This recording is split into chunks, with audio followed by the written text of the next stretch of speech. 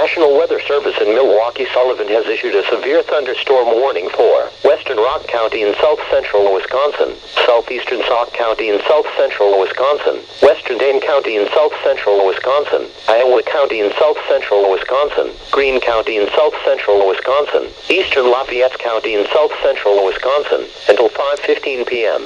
At 4:28 p.m., severe thunderstorms were located along a line extending from 9 miles southwest of Spring Green to 6 miles northeast of Darlington, to winds low to Pearl City, moving northeast at 50 miles per hour.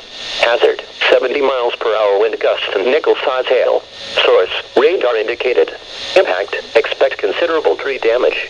Damage is likely to mobile homes, roofs and outbuildings.